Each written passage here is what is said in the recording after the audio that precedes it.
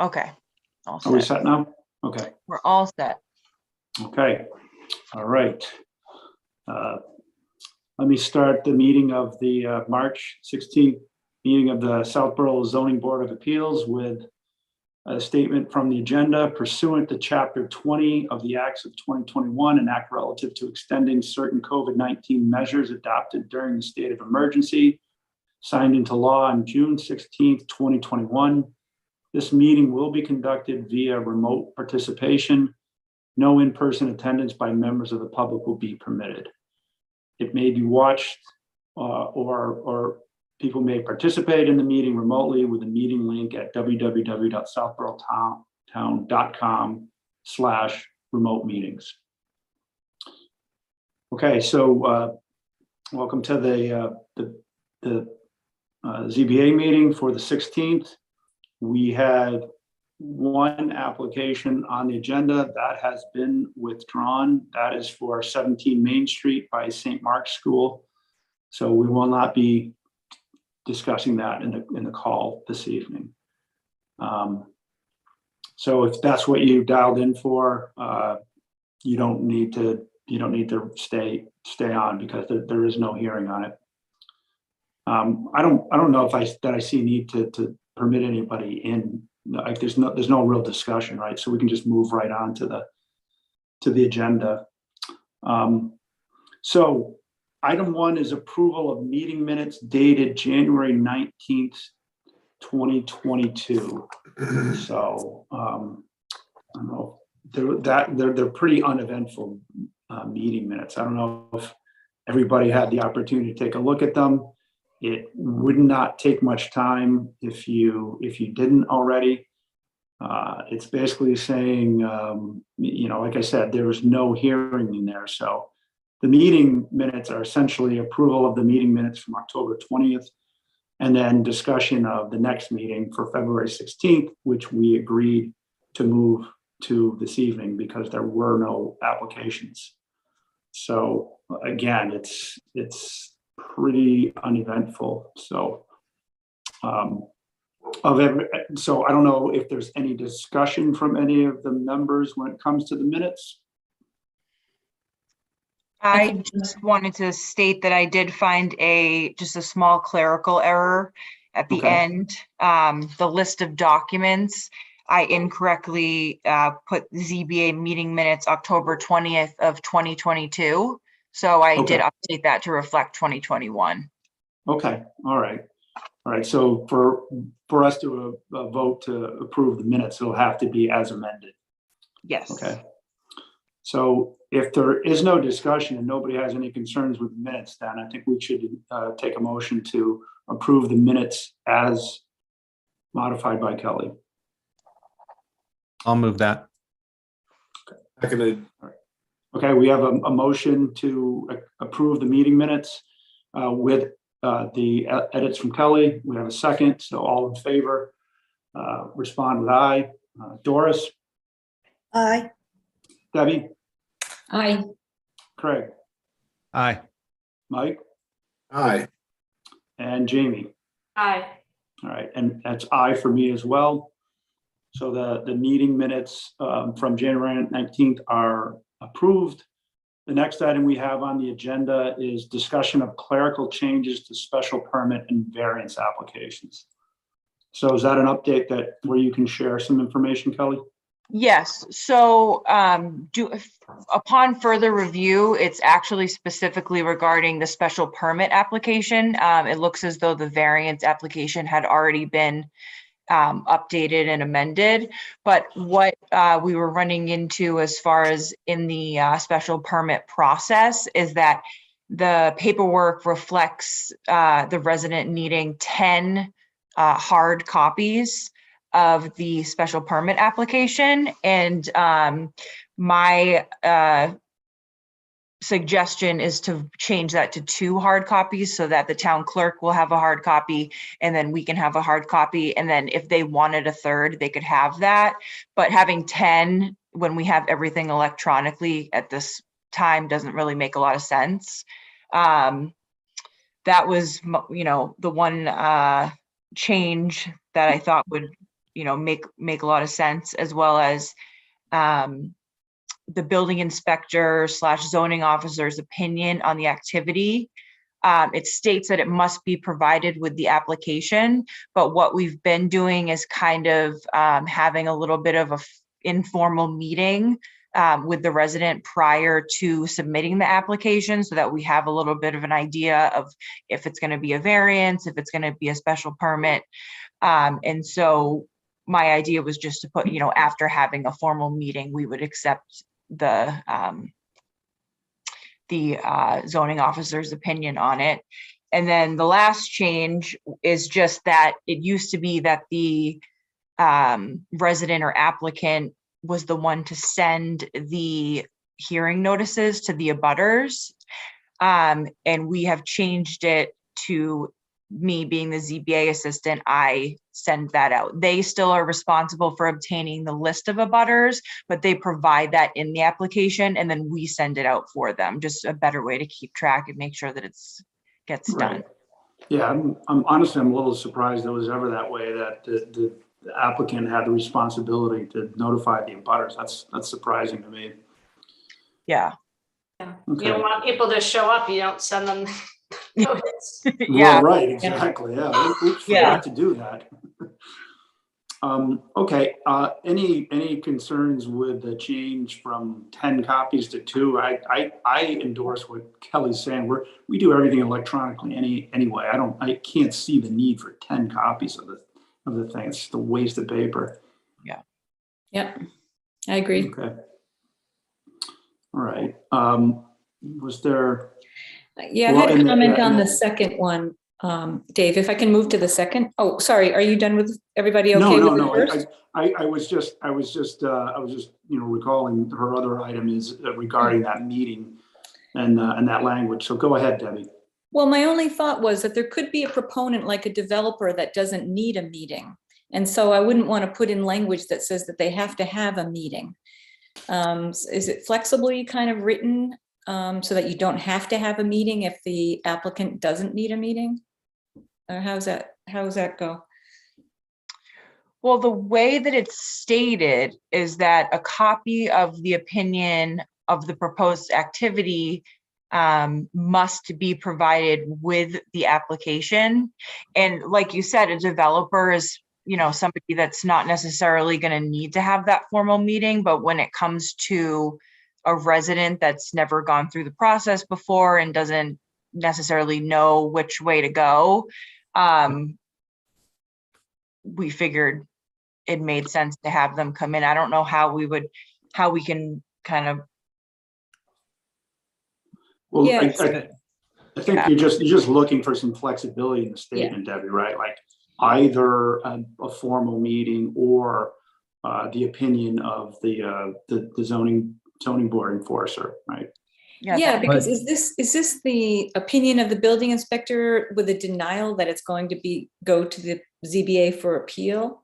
Correct. Oh, yes. I see. So that shouldn't even be in the application because the proponent won't have that until the building inspector looks at it, right? Yeah, so that's kind of what we were trying to figure out what the best way to word that is. I see. Hi, Kelly.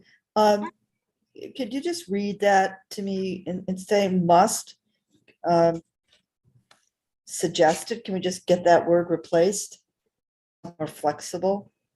Yeah, yeah, it's because it says must and it's like underscored and like italicized.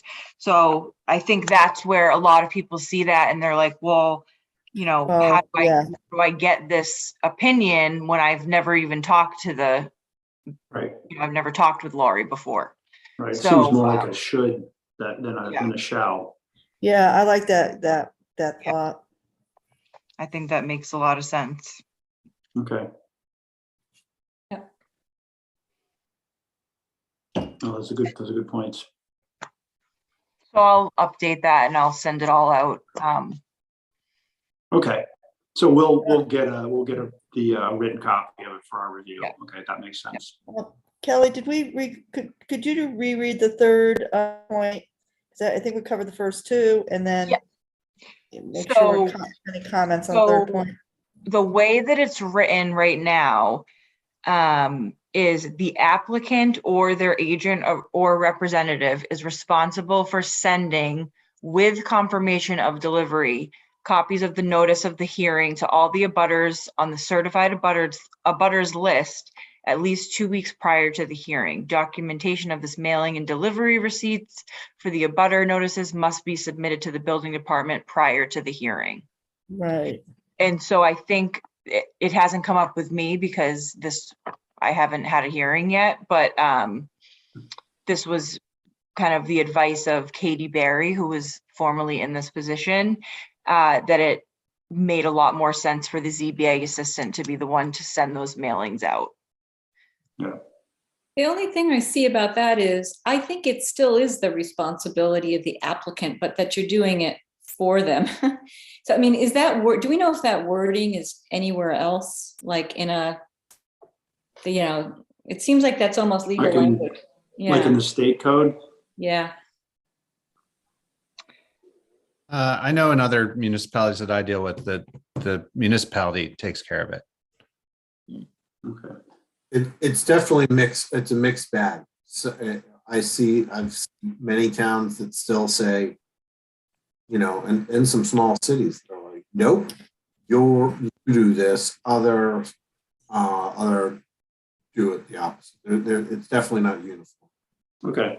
So there really shouldn't be any risk if we decide that's the way we want to have that worded. Right. And No. I believe that's how it's been being done for at least the last few hearings. Okay. So I think part of the fee that's submitted Yeah. with the building application kind of is being used to cover that cost of postage also. Right. Oh, it's not an additional cost? It's not. They pay for the abutters list. And then as the building department, we provide the postage for the mailings. They're not required to be certified mail. So it's just the cost of one stamp. Debbie, I'm kind of hearing you. I think it's much easier to offer the service to have the town send the abutter notices out, but at the same hand, it's the responsibility of the applicant. Is there a way to word that? Yeah, that's sort of how I feel is I think it's their Yeah. responsibility, but that the town will work with the applicant to accomplish that task or something like that. Right, so, I mean, right, yeah. It's by far simpler, but to step away from, well, the office, I mean, I'll make it up, the office was supposed to do that. Somebody else is supposed to do that. Yeah, And then it's our fault somehow. Well, yeah. Oh, I mean, yeah, to it's me, definitely our it's fault. it's kind of an execution thing, right? I mean, having Kelly do it consistently versus everybody new who comes to the ZBA, I think you're going to more consistently have that abutters notified than you will if you're making it, you're putting it on the homeowner or the applicant. My feelings on it also are that because there's a strict timeline to when it has to be sent out,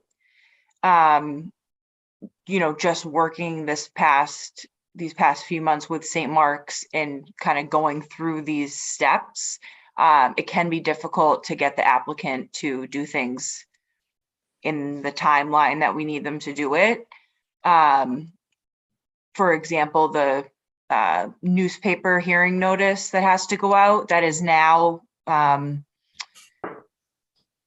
the responsibility of the applicant completely. They have to call the newspaper and have those notices put in, and that's something that the newspaper alerted us to.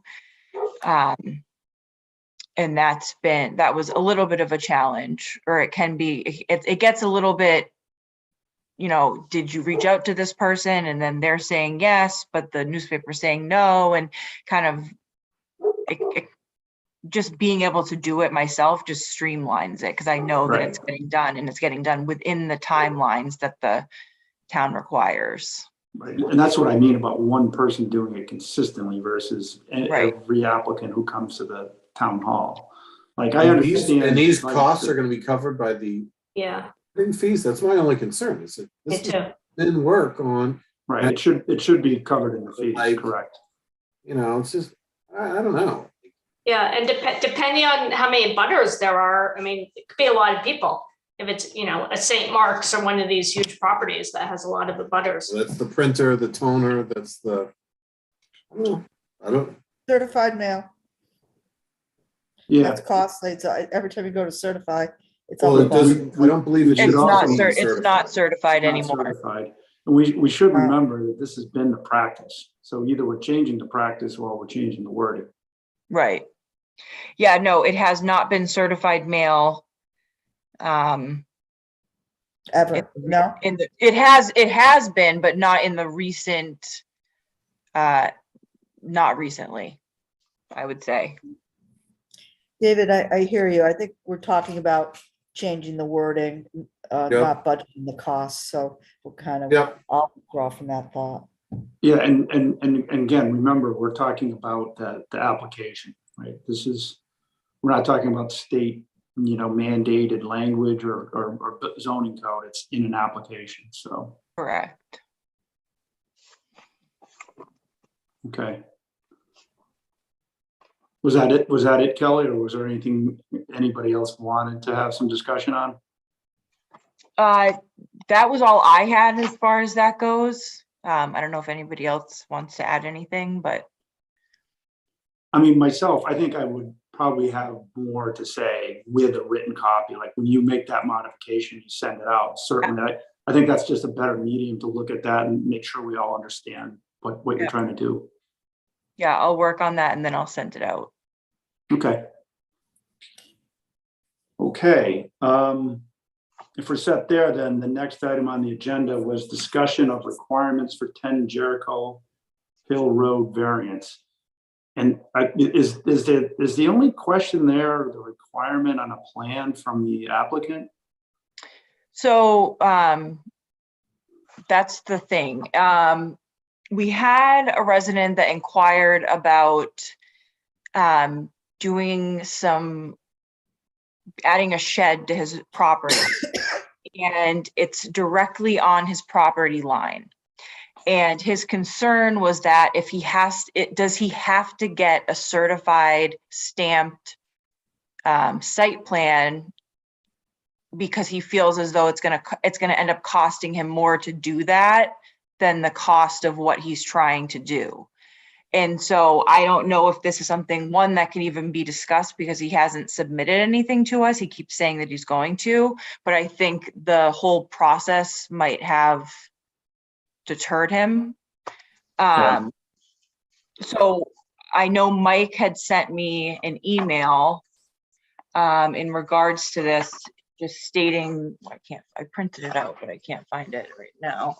That Just might that be you the should, mortgage plot plan.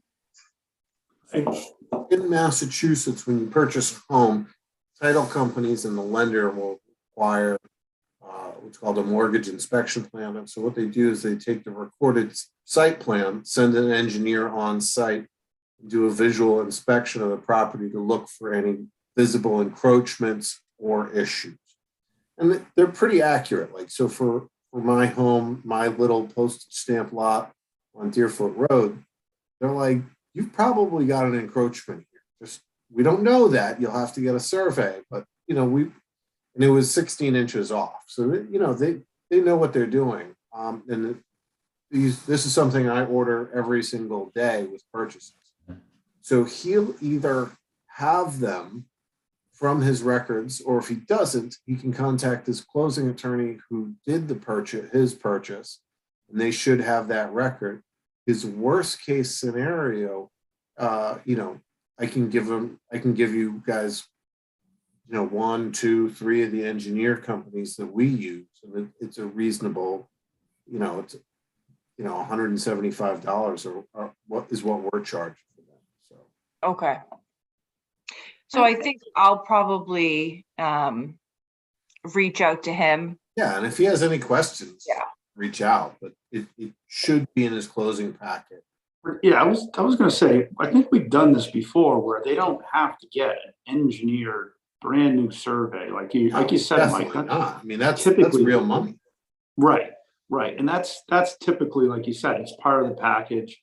You know, worst comes to worst, they can go to the Worcester County Registry of Deeds and Right, pull up can the look recorded anything. plan.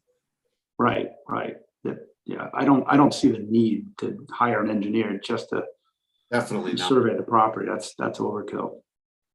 I Okay. agree with that. And I think we've been here before with, we've had like sketches on an envelope, remember, that we thought was that was a little too, not good enough. Exactly. And then we've had Maybe a like the little too $4,000 plan, which we don't And need. then, Yeah.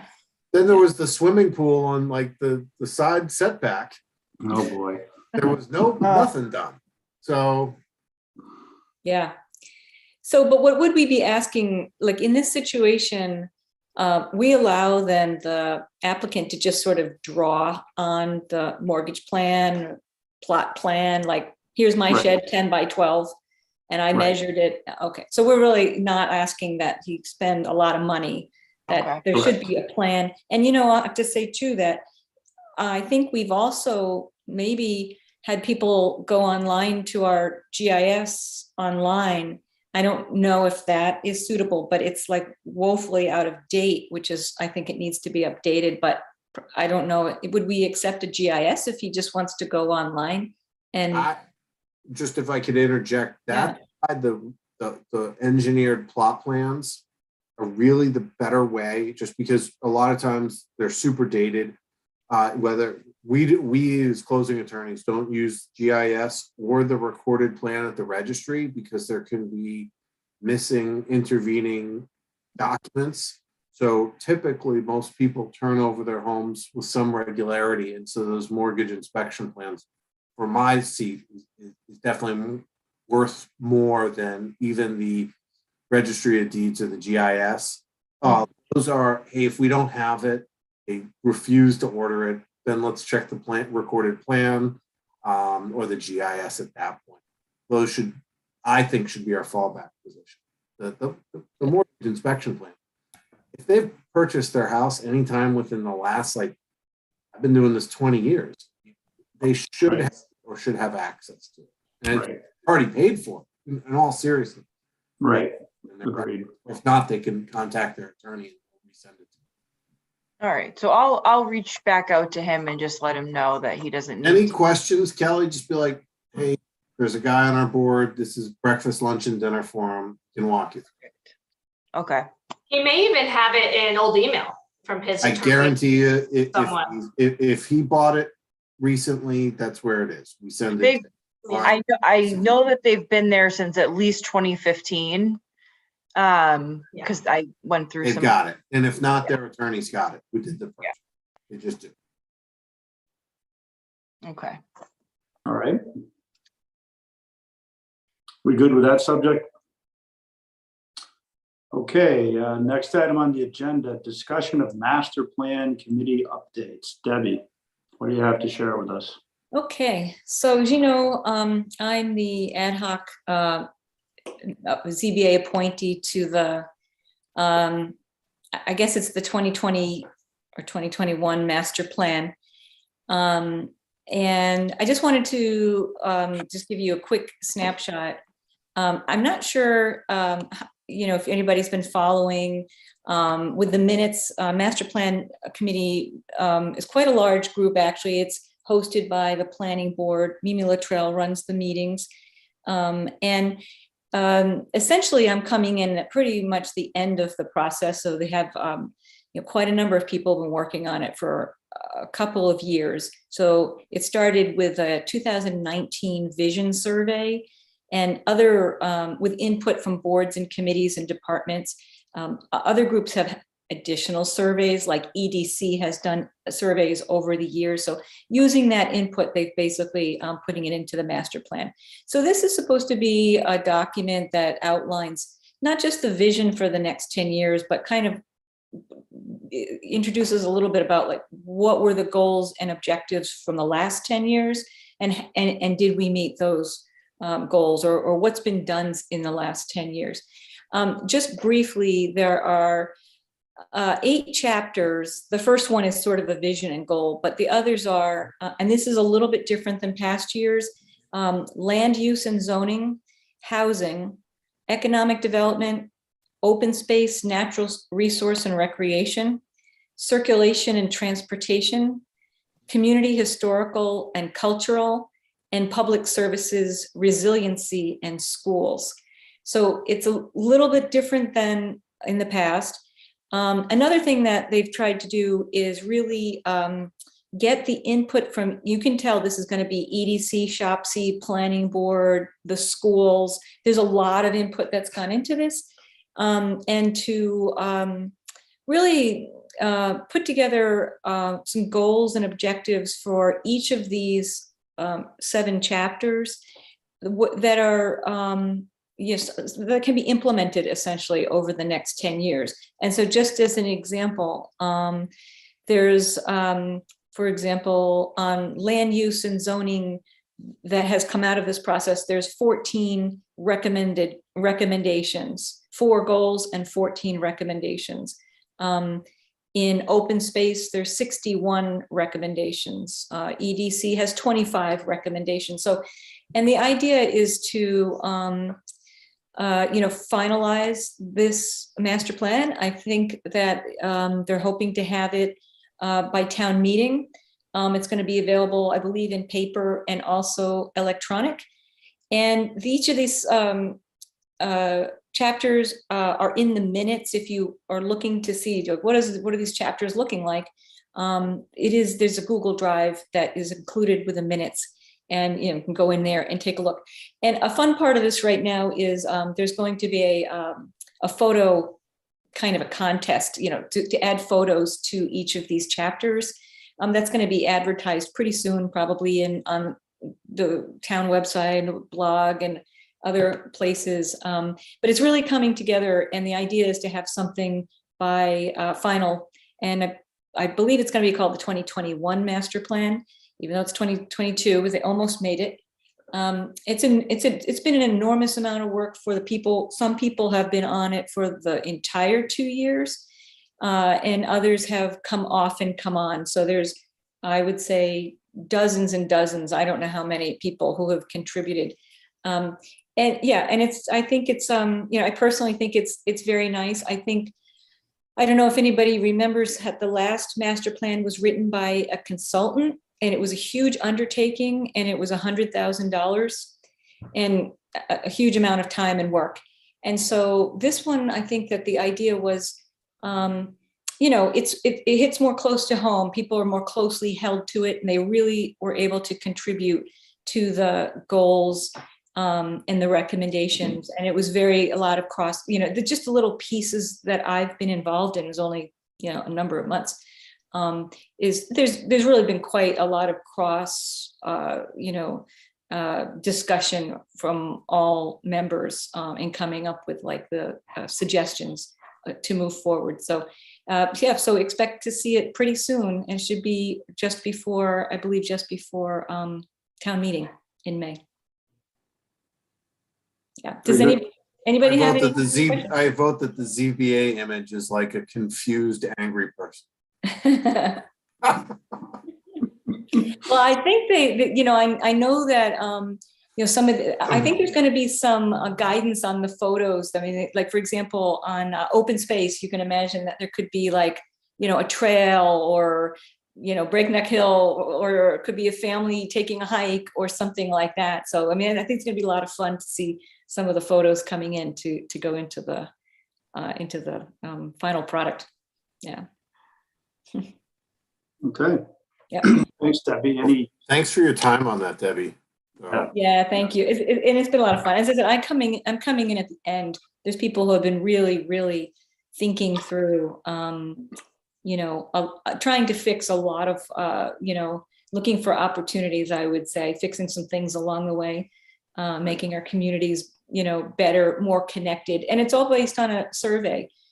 to connect the neighborhoods and safety and really how we want to live in the next 10 years. So pretty good stuff. Yeah, thanks. All right. Thank you. Thanks, Debbie. Anybody else with any comments or questions for Debbie? Thank you. Thank you, Debbie. Okay, then all we have left is planning our next meeting. Do you, Kelly, are there any applications? So there should be a revised agenda.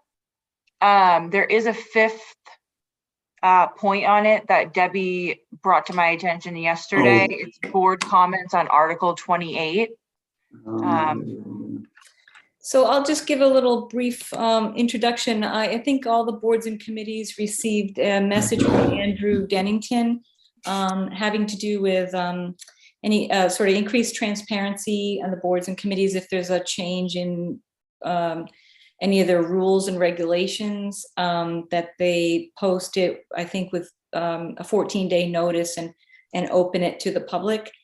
I don't know how much that impacts the ZBA, but I suppose, as we were just talking about, you know, if we were to change a procedure, maybe, if I don't know if that's a rule regulation, but you can imagine maybe we would open up to the public. And Kelly, are you able to bring it up? Let me try doing that right now. So yeah, he sent it out maybe maybe a week and a half ago, and I think they're going to be closing the warrant pretty soon, and he's looking for feedback by the end of the month. And I just thought, you know, since we're meeting, you know, that maybe if anybody has any comments, it's a very short warrant article. All right, I'm pulling it up here. Debbie, I did get it. And I read it, so, but I didn't read it with the intention of making comments this evening. So can we see that on the screen? Yes, can you see it? Oh, you know, I'm gonna have to go get the bifocals maybe, but hold on. I have to get my bifocals.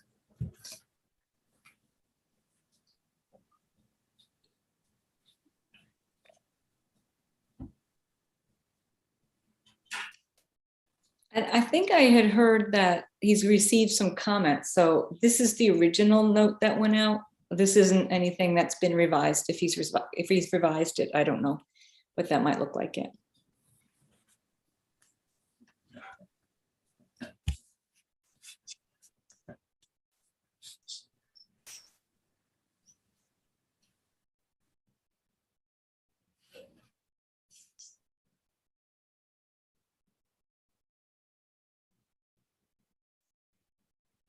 So is this basically saying that anytime we want to change like the rules where we did that one time where we changed like my role from vice chair to clerk or whatever and change the name, we have to hold a public hearing?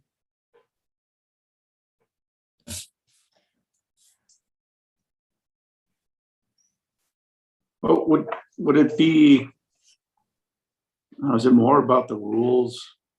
That's why I'm trying to understand what the rules that they're talking about here as well, Craig. Does it have to do with what we consider a quorum, that kind of thing? No, I think, I mean, there's the zoning bylaws, the statutes, but then we have our, you know, operating rules and Right. regulations that we abide, you know, we as a, you know, the chair is the person who runs the meetings.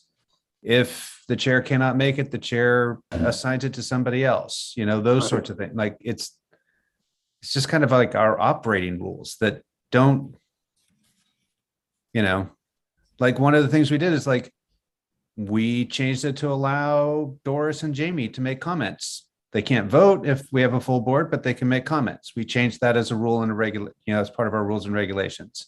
Right. I don't think that is necessarily public hearing related. It doesn't seem to I'm be. with you. Like, we want to make a basic rule change. We've got to have public meeting for that. Like, I don't know. It's just.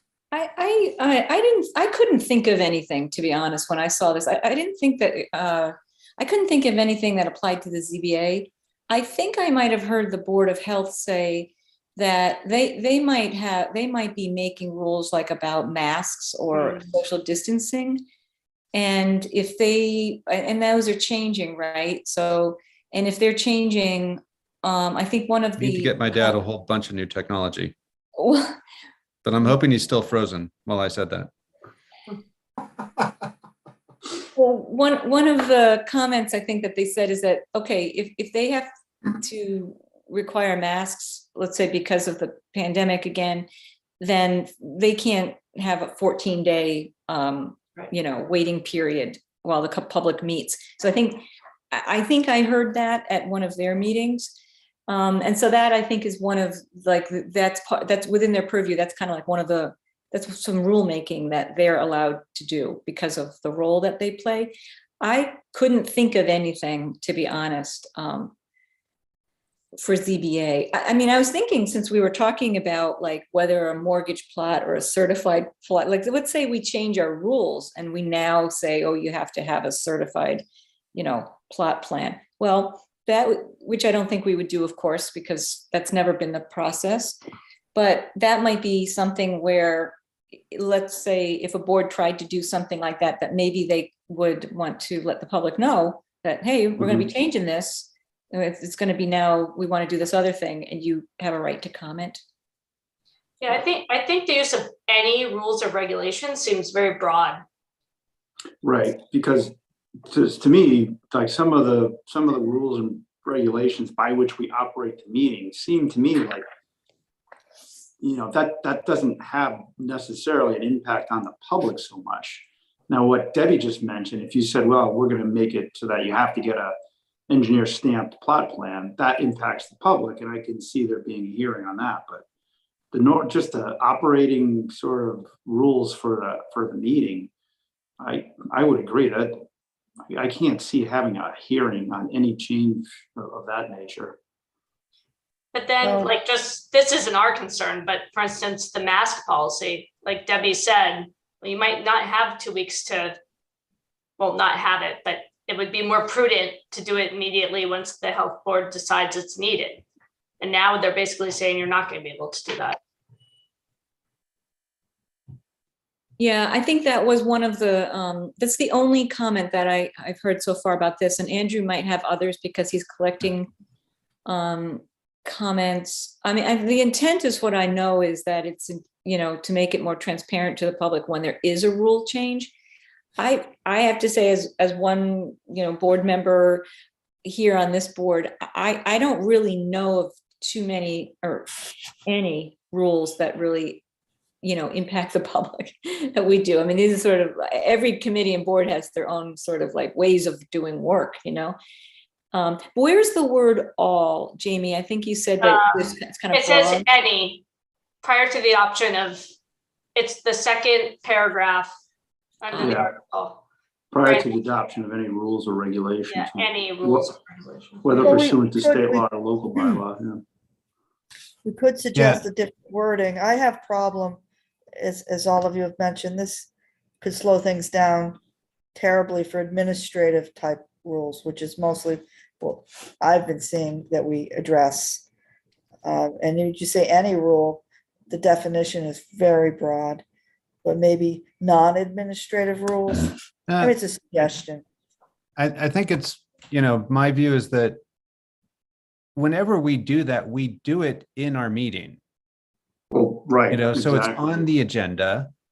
We do it publicly. Every time we've ever discussed any of this stuff, we've done it publicly. It's just a matter of like this whole official posting and, all these other, I think that part is, not necessary. If people are concerned about what's going on in the ZBA, they can follow our meeting agendas. It will be posted. Right. So do we I'm on the same vein. I'm already inundated with too much. I never know what's important anyways. So now we're going to tell them about everything that we do. So if we had an agenda and it had a rule change, we'd have to have another meeting before we could put it on the agenda? I'm sorry. No, that would be crazy. Well, that's what I mean, that's what you're leading Well, into. no, it's rules and regulations. I mean, I think you can clearly interpret rules and regulations. Do we, is the feeling here that we just want to go back to Andrew and ask for some clarification? Like, so when you say rules and regulations, does that apply to the rules we use for just operating the ZBA, as Craig mentioned? I mean, we could certainly look for some clarity there. My question is, does anyone know, you might know, what prompted this? Was it the mask issue? Like, why are they asking for this? Yeah, I don't know. All I know is, I got the email like everybody else that just, show some transparency. I don't think it was the mask issue, since it looked like Board of Health had, concerns about this with the 14-day hearing for the types of rules that they make. So I don't know what prompted, but I mean, I do think that this kind of feedback would be good to give to Andrew. And I do think, that maybe it's that word any, that the types of things that we do on this board are administrative. So I can't imagine he's talking about administrative. Maybe he had something different that he was thinking.